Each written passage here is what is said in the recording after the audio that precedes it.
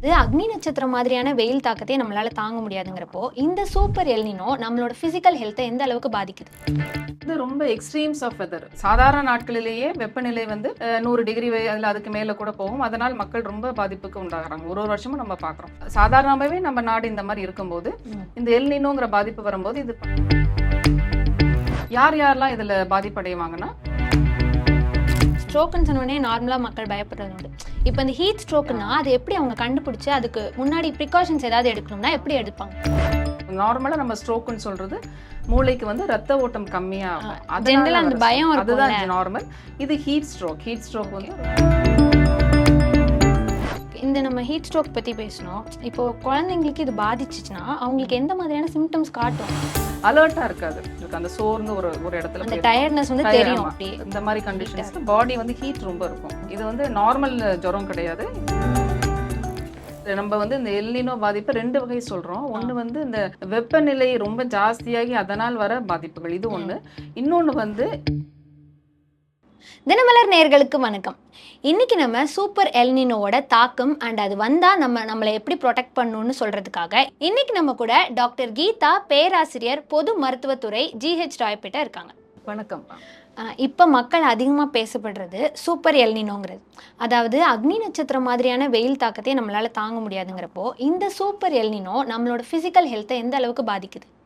எல்னினோங்கிறது இப்போ உலகம் முழுவதும் ரொம்ப தீவிரமான காலநிலை மாற்றங்கள் ஏற்படும் என்று நம்ம எல்லாருமே வந்து எதிர்பார்த்து கொண்டிருக்கிறோம். அதில் வந்து ரொம்ப எக்ஸ்ட்ரீம்ஸ் ஆஃப் வெதர், ரொம்ப காலநிலை மாற்றம் வந்து ரொம்ப வித்தியாசமாக இருக்கும். எப்படின்னா குளிரும் ரொம்ப மழை, குளிர் அது சம்பந்தமான விஷயங்களும் ரொம்ப தீவிரமாக இருக்கும். அதே மாதிரி வெயிலும் ரொம்ப அதிகமாக இருக்கும். நம்ம ஏற்கனவே நம்ம நாடு வந்து வெயில்ஸ் ரொம்ப ஜாஸ்தியாக இருக்கிற நாடு. எல்லா வருஷமும் சாதாரண நாட்களிலேயே வெப்பநிலை வந்து 100 டிகிரி அதில் அதுக்கு மேலே கூட போகும். அதனால் மக்கள் ரொம்ப பாதிப்புக்கு உண்டாகிறாங்க. ஒரு வருஷமும் நம்ம பார்க்குறோம். மருத்துவமனைகளில் இந்த வெயில் காலங்களில் நிறைய பேர் வந்து வெயில் உண்டான பாதிப்புகளை நிறைய பேர் நம்ம மருத்துவமனைகள் சேர்றாங்க, வைத்தியம் பார்த்துக்கிறாங்க. சில சமயம் உயிரிழப்பு ஏற்படுற அளவுக்கு கூட வருது. அப்போ சாதாரணமாகவே நம்ம நாடு இந்த மாதிரி இருக்கும்போது இந்த எல்னினோங்கிற பாதிப்பு வரும்போது இது பல மடங்கு ஜாஸ்தி ஆகுங்கிறது எதிர்பார்க்கப்படுகிறது. அதில் என்ன ஆகும்னா, நம்ம வந்து ஹீட் எக்ஸாஷன், ஹீட் ஸ்ட்ரோக் அந்த மாதிரி சொல்கிறோம். ரொம்ப அதிகமாக வெப்பநிலை இருக்கும்போது உடல்நிலை வந்து அந்த வெப்பத்தை தாங்க முடியாமல் ரொம்ப நீர்ச்சத்தெல்லாம் ரொம்ப குறைஞ்சி போய் மயக்கம் மாறுது, வறண்டு போகிறது. சம்டைம்ஸ் அது ரொம்ப தீவிரமாகும்போது நிறைய உறுப்புகள் கூட பாதிப்பு ஏற்படும். மூளை, அப்புறம் கிட்னி, ஹார்ட்டு, இந்த மாதிரி எல்லா உறுப்புகளும் பாதிப்பு அடைகிற நிலைமைக்கு கூட போகும். யாரெல்லாம் இதில் பாதிப்படைவாங்கன்னா, கொஞ்சம் பேருக்கு நார்மலாகவே அந்த ரொம்ப தீவிரமான ஹீட்டை வந்து தாங்கிக்கிற பக்குவம் இருக்காது. ரொம்ப வயதானவர்கள், ரொம்ப சின்ன குழந்தைங்க, அதுக்கப்புறம் ஏற்கனவே உடல்நிலையில் கொஞ்சம் பிரச்சனை இருக்கிறவங்க, ரொம்ப அன்கண்ட்ரோல்டாக சர்க்கரை வியாதி இருக்கிறவங்க, கிட்னி பேஷண்ட்ஸு, ஹார்ட் பேஷண்ட், இவங்களுக்குலாம் நார்மலாகவே கொஞ்சம் ஹீட் ஜாஸ்தியாக இருக்கும் போது அவங்களால தாங்கிக்க முடியாது. அப்போ அவங்களுக்கு அந்த எல்னினோ வரும்போது அவங்களுக்கு பாதிப்பு வந்து ரொம்ப ஜாஸ்தியாகும்.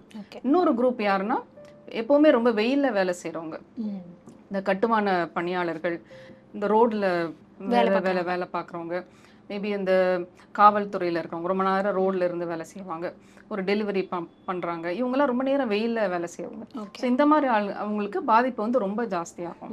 ஸோ அப்போ அந்த வெயிலுடைய தாக்கத்தினால ரொம்ப தீவிரமாக அவங்களுக்கு பாதிப்பு வருங்கிறது எதிர்பார்க்கப்படுகிறது. ஓகே, அதாவது ஜென்ரலாக இருக்கிறவங்கள விட இவங்களுக்கு ஆமாம், நார்மலாக இருக்குது. ஸோ வந்து நார்மலாக ஒரு வருஷம் இருக்கிறத விட இனிமேல் வர டைமில் இந்த எல்னினோனால ரொம்ப வெப்பநிலையினால வர மருத்துவ பாதிப்புகள் ரொம்ப அதிகமான அளவில் இருக்கும். இப்போ நீங்க ஸ்ட்ரோக்குன்னு சொன்னீங்களா மேம்? ஸ்ட்ரோக்குன்னு சொன்னோடனே நார்மலா மக்கள் பயப்படுறது உண்டு. இப்போ இந்த ஹீட் ஸ்ட்ரோக்குன்னா அது எப்படி அவங்க கண்டுபிடிச்சு அதுக்கு முன்னாடி ப்ரிகாஷன்ஸ் ஏதாவது எடுக்கணும்னா எப்படி எடுப்பாங்க? இது வேற வகையான ஸ்ட்ரோக். இன்னொரு ஸ்ட்ரோக், நார்மலா நம்ம ஸ்ட்ரோக்குன்னு சொல்றது மூளைக்கு வந்து ரத்த ஓட்டம் கம்மியாகும். அதுதான் நார்மல். இது ஹீட் ஸ்ட்ரோக் வந்து ரொம்ப உடல்ல இருக்கிற நார்மலா நம்ம பாடி டெம்பரேச்சர் வந்து ஒரு அளவுல தான் இருக்கணும். அந்த அளவை தாண்டி ரொம்ப ஜாஸ்தியா போகும்போது நம்மளுக்கு வர்றது பேரு தான் ஹீட் ஸ்ட்ரோக் அப்படின்னு சொல்லுவோம். அதுல வந்து உடம்புல நீர் சத்து கம்ப்ளீட்டா ரொம்ப போயிடும், கம்ப்ளீட்டா டீஹைட்ரேஷன் ஆயிரும். அப்போ ரொம்ப டீஹைட்ரேஷன் ஆகும்போது மூளையோட செயல்பாடுகள் ரொம்ப குறைய ஆரம்பிக்கும். அவங்க வந்து நல்ல அலர்ட்டா, ரொம்ப கான்ஷியஸா அப்படி இருக்க மாட்டாங்க. கொஞ்சம் ஒரு மாதிரி மயக்கமாறுது, டல்லா. நினைவில்லாம ரொம்ப ஜாஸ்தியான நினைவில்லாம கூட போகலாம். ஓகே. ரொம்ப முதல்ல ஃபர்ஸ்ட் வறட்சி அப்படி ஆரம்பிக்கும். கொஞ்சம் டயர்டா ஃபீல் பண்ணுவாங்க, சோர்வா இருப்பாங்க, வறட்சி இருக்கும். அவங்க சரியா தண்ணி குடிக்காம இருந்தாங்கன்னா கம்ப்ளீட்டா நினைவு கூட தப்பும். அப்போ நம்ம கவனிக்காம விட்டோம்னா ஒரு ஒரு உறுப்பா வந்து அவங்களுக்கு கொஞ்சம் டேமேஜ் ஆகும். கிட்னி, ஹார்ட் இந்த மாதிரி இதெல்லாம் ஆகும். ஸோ அது எப்படி அவங்க ப்ரிகாஷன்ஸா இருக்கணும் அப்படின்னா, ரொம்ப அந்த வெயில் ஜாஸ்தியா இருக்கிற டைம்ல முடிஞ்ச அளவுக்கு அவங்களால அந்த வேலையை வந்து அவங்களுக்கு இஃப் இட் அலோவ்ஸ் தெம் ரொம்ப வெயிலில் போகாமல் அவங்க இருக்கலாம். ஒரு நிழல்ல இருந்து அந்த வேலையை செய்யலாம். அது ஒன்று. இன்னொன்று, நிறைய தண்ணி எடுத்துக்கணும். நீர் சத்து குறைய குறைய அதை திரும்பி நம்ம பாடி வந்து அதை ரீப்ளேஸ் பண்ணிக்கணும். நிறைய நீர் எடுத்துக்கணும். நீர் என்ன மாதிரி நீர் எடுத்துக்கணும்னா, குளிர்பானங்கள் வேண்டாம். ஐஸ் போட்டு அந்த கேஸ் எல்லாம் இருக்கிற குளிர்பானங்கள் கண்டிப்பா வேணாம். அது குடிச்ச உடனே ஒரு டெம்பரரியா நல்லா இருக்கிற மாதிரி இருக்கும். ஆனா வந்து அது உடம்புல இருக்கிற அந்த நீர் சத்து அது சரி செய்யாது. ஸோ அப்போ அந்த மாதிரி பானங்கள் வேண்டாம். வெறும் தண்ணி, நிறைய தண்ணி குடிச்சுக்கலாம். அப்படி இல்லைன்னா நீங்க ஒரு பழச்சாறுகள், ஒரு லெமன் ஜூஸ் எடுத்துக்கலாம், இளநீர் குடிக்கலாம், நீர்மோர் எடுத்துக்கலாம். ரொம்ப நல்லது வந்து இந்த கஞ்சி எல்லாம் இருக்குல்ல, அரிசி வடிச்சிட்ட கஞ்சி. ஸோ இதுலலாம் வந்து உங்களுக்கு எல்லா வகையான சத்தும் சேரும், அந்த நீரும் சேரும், உப்பு எல்லாமே சேர்ந்துக்கும். ஸோ இந்த மாதிரியான இதை அவங்க எடுத்துக்கணும். நம்ம பாடி உடம்புல போகிற க்ளோத்ஸும் காட்டன் துணிகள், ரொம்ப சிந்தட்டிக் க்ளோத்ஸ் இல்லாமல் காட்டன் க்ளோத்ஸ் அந்த மாதிரி போட்டுக்கணும். இதுதான் ப்ரிகாஷன்ஸ். ஸோ நல்ல நம்மளுடைய வெயிலில் முடிஞ்ச அளவு வெயிலில் போகாமல் இருக்கிறது, நல்ல தண்ணி குடிச்சிக்கிறது, நம்ம வீட்டிலேயே கிடைக்கிற ஒரு நார்மலாக இயற்கை சார்ந்த நீர் மற்றும் பழச்சாறுகள் இந்த மாதிரி நம்ம எடுத்துக்கணும். க்ளோதிங், நம்ம என்ன உடை அணிகிறோம், அதுவும் நம்ம பருத்தியாலான உடைகள்லாம் போட்டிங்கன்னா நம்மளுக்கு அந்த பாதிப்பு கொஞ்சம் கம்மியாக இருக்கும். ஓகே. இப்போது ஜென்ரலாகவே ஹீட்டான பாடி இருக்கல மேம், இப்போ எனக்குலாம் வந்து டெம்பரேச்சர் ஜாஸ்தியாக தான் இருக்கும். ஸோ அப்படி இருக்கிறவங்க இந்த எல்னினோவால் எந்த மாதிரியான ப்ரிகாஷன்ஸ்லாம் எடுத்துக்கணும்? ஜென்ரலாகவே ஹீட் இருக்கிறவங்களுக்கு ஜென்ரலாக அவங்களுக்கு வந்து மற்றவங்கள விட மேபி கொஞ்சம் பாதிப்பு ஜாஸ்தியாக தெரியும். முதலையே அவங்க ப்ரிகாஷன்ஸ் எடுத்துக்கணும். நீங்க வெளியே போகிற மாதிரி இருந்ததுன்னா அதுக்கு ஒரு ஹேட் மாதிரி போட்டுக்கலாம். தேவையில்லாமல் வெளியே சுத்த வேண்டாம். அவசியமான நம்ம வெளியே போகிறோம், நம்ம வேலை இருக்குன்னா போகிறோம், தேவையில்லாமல் வெளியே போக வேண்டாம். ப்ளஸ் வந்து நான் சொன்ன மாதிரி இந்த மாதிரி நம்ம நீர் சத்தை வந்து எப்போவுமே உடம்புலேருந்து குறையாமல் பார்த்துக்கணும். தேவையில்லாமல் மாத்திரை மருந்து சாப்பிட வேண்டாம். சம்டைம்ஸ் கொஞ்சம் மாத்திரைகள் கூட நம்மளுக்கு வந்து அந்த இந்த வியர்வை உண்டாகிறத வந்து கொஞ்சம் குறைக்கும். கொஞ்சம் மருந்துகள் அப்படி இருக்கு. அதனால மருத்துவருடைய ஆலோசனை இல்லாம நம்மளே ஏதாவது ஏதாவது மாத்திரை போட்டுக்கிறது அதெல்லாம் பண்ணக்கூடாது. ஓகே. ஸோ இதெல்லாம் நம்ம ப்ரிகாஷன்ஸா நம்ம இருந்துக்கணும். இப்போ குழந்தைங்க, பிரெக்னென்ட் விமன் அவங்கெல்லாம் வந்து ஆல்ரெடி அவங்க கேர் எடுத்துட்டு தான் இருக்கணும். இது அப்போ இன்னும் கேர் எடுத்துக்கணும், கூடுதலா கவனம் தேவை. ஓகே. அது அவங்க என்ன மாதிரியான குழந்தைகள், அப்புறம் கர்ப்பிணிகள், அப்புறம் ரொம்ப வயதானவங்க, இவங்களுக்கு வந்து நார்மலாவே பாடி டெம்பரேச்சர் வந்து கொஞ்சம் அவ்வளோவா அவங்க மெயின்டைன் பண்றது கொஞ்சம் கஷ்டமா இருக்கும். ஓகே. அவங்களுக்கு ஈஸியா டீஹைட்ரேஷன் ஆயிடுவாங்க. நீர் சத்து வந்து ஈஸியா உடம்புல இருந்து குறைஞ்சிரும். மற்றவங்களோட கண்டிப்பா நம்ம அவங்களுக்கு எக்ஸ்ட்ரா கேர் கொடுக்கணும். ஒரு குழந்தைய வந்து ரொம்ப நேரம் வெயில்ல வந்து நம்ம விடக்கூடாது. குழந்தைய வந்து வெளியே அனுப்பும்போது தண்ணி எல்லாம் ஒழுங்கா தண்ணி நிறைய அடிக்குவேட், நிறைய ஒரு 1 லிட்டர் 2 லிட்டர் பாட்டில் நல்லா தண்ணி கொடுத்து அனுப்பணும். ப்ளஸ் வந்து அந்த குழந்தை கேட்குதுங்கிறதுனால ரொம்ப பாட்டில்ஸ்ல இந்த ஐஸ் போட்டு ஜூஸ் கடையில அதெல்லாம் நீ கொஞ்சம் குழந்தைங்க கேட்பாங்க. பட் நம்ம அதெல்லாம் கொஞ்சம் குறைச்சிட்டு நம்மளே வந்து வீட்டில் செஞ்சுக்கணும். நம்மளே வீட்டில் ஒரு ஜூஸ் போடுறது. வீட்டில் போடுற ஜூஸில் கொஞ்சம் சால்ட்டும் கொஞ்சம் சுகர் போட்டிங்கன்னா அது எல்லா மினரல்ஸ் கூட அந்த சால்ட்டும் ரொம்ப குறையும் வெயிலில் போகும்போது. ஸோ அதை வந்து பேலன்ஸ் பண்ணிக்கும். ஸோ இவங்களுக்கு கொஞ்சம் கூடுதலாக நம்ம மற்றவங்கள விட கொஞ்சம் எக்ஸ்ட்ரா கொஞ்சம் கவனமாக நம்ம பார்த்துக்கணும். இவங்கள பிரெக்னென்ட் விமனுக்கும் அந்த மாதிரி தான், அவங்களுக்கும் அதிகமாக அந்த டைமில் ஸ்வெட் ஆகும். அவங்களுக்கு ஸ்வெட்டிங் ரொம்ப இருக்கும். ப்ரெக்னன்சி வந்து நார்மலோட கொஞ்சம் ஒரு ஹை ரிஸ்கான ஒரு சுச்சுவேஷன் தான். எல்லா பாதிப்புகளும் அவங்களுக்கு நிறைய இருக்கும் மற்றவங்கள விட. இப்போ அவங்களுக்கு இதே விஷயங்கள் வந்து அவங்களுக்கு இன்னும் கொஞ்சம் அவங்கள நல்லா கொஞ்சம் கவனமாக நம்ம பார்த்துக்கணும். நல்லா தண்ணி குடிக்கிறாங்களான்னு பார்த்துக்கணும். கொஞ்சம் வறட்சி இல்லாமல் பார்த்துக்கணும்.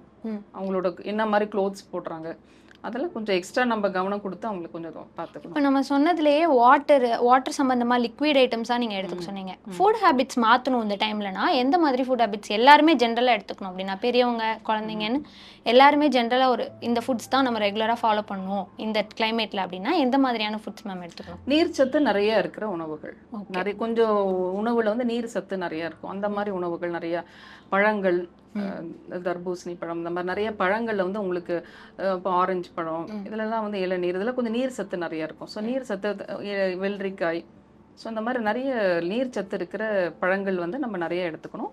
கண்டிப்பாக இந்த சிப்ஸு ஆயிலில் ஃப்ரை பண்ணி சாப்பிட்றது, ரொம்ப காரமாக போடுறது, அதெல்லாம் கொஞ்சம் அவாய்ட் பண்ணிக்கணும். இந்த மாதிரி ஃபுட்டு வந்து உங்களுக்கு ரொம்ப ஸ்வெட்டிங் அதெல்லாம் கொஞ்சம் அஃபெக்ட் பண்ணும். வயிறோட தன்மையை கொஞ்சம் மாற்றும். வயிறோட செரிமான தன்மை எல்லாமே போகும், அப்சார்ப்ஷன் குறைக்கும். ஸோ அந்த மாதிரி ஃபுட்டை வந்து கொஞ்சம் குறைச்சிக்கணும். ரொம்ப ஆயில் ஃபுட்டு கடையிலேருந்து வாங்குற ரொம்ப ஃபாஸ்ட் ஃபுட்ஸ் இதெல்லாம் கொஞ்சம் அவாய்ட் பண்ணி நீர் சத்து இருக்கிற காய்கள், வீட்டிலே நம்ம பண்ணுற சாப்பாடு இதெல்லாம் கொஞ்சம் நல்லது. ஓகே. இந்த நம்ம ஹீட் ஸ்ட்ரோக் பற்றி பேசணும். இப்போது குழந்தைங்களுக்கு இது பாதிச்சிச்சுன்னா அவங்களுக்கு எந்த மாதிரியான சிம்டம்ஸ் காட்டும்? பேரண்ட்ஸ் வந்து முன்னெச்சரிக்கையாக இருக்கிறது. குழந்தை முதல்ல ரொம்ப தண்ணி தாகம் இருக்கும். எல்லா குழந்தைங்களும் உடனே வந்து சொல்லுவாங்களான்னு சொல்ல முடியாது. குழந்தைங்க அப்படியே அது கவனிக்காம கூட இருப்பாங்க. சோர்ந்து போயிடுவாங்க குழந்தைங்க. நல்ல விளையாடிட்டு இருக்கிற குழந்தைங்க வந்து ரொம்ப சோர்வா ஒரு இடத்துல படுத்திருக்கிறது, ஆக்டிவிட்டி ரொம்ப குறையும், நான் வந்து ரொம்ப வறட்சியா இருக்கும். குழந்தை பார்த்தாலே கண்ணெல்லாம் உள்ள போய் அந்த தோலெல்லாம் ஒரு மாதிரி வறண்டு போயிருக்கும். யூரின் போகாது குழந்தை, யூரின் ரொம்ப குறைஞ்சு போயிடும். அதுக்கப்புறம் குழந்தைய வந்து அலர்ட்டா இருக்காது.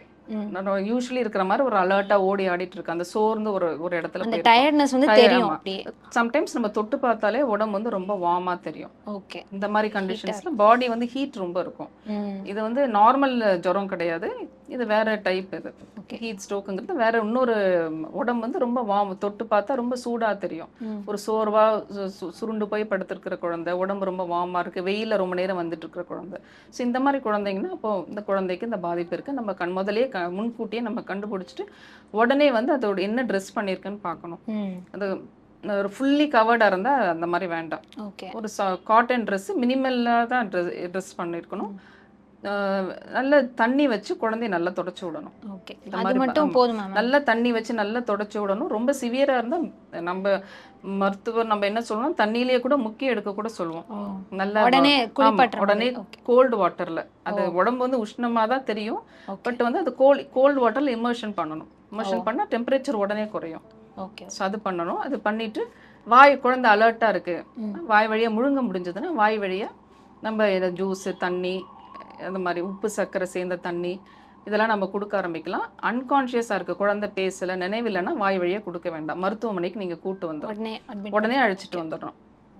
மருத்துவமனையில் நம்ம எல்லா வசதிகளும் இருக்குது, நம்ம அதை பார்த்துக்கிறது. இப்போ நீங்கள் கிளைமேட் சேஞ்சுன்னு சொன்னீங்களா மேம், இதனால இந்த ஆல்ரெடி இருக்கிற டெங்கு, மலேரியா அது எப்படி மேம் இதில் அஃபெக்ட் ஆகுது? கண்டிப்பாக வந்து நம்ம வந்து இந்த எல்னினோ பாதிப்பை 2 வகை சொல்கிறோம். ஒன்று வந்து இந்த வெப்பநிலை ரொம்ப ஜாஸ்தியாகி அதனால் வர பாதிப்புகள், இது ஒன்று.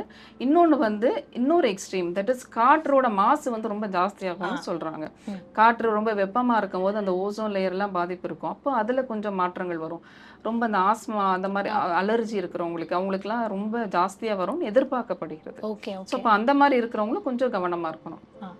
இந்த ரொம்ப ரொம்ப காட்டு பொல்யூஷன் ஜாஸ்தியா இருக்கும் அப்படிங்கிற மாதிரி சொல்றாங்க. பொல்யூஷன் ஜாஸ்தியாகிறது, காற்றோட மாசுத்தன்மை ஜாஸ்தி ஆகுங்கிறது எதிர்பார்க்கப்படுகிறது.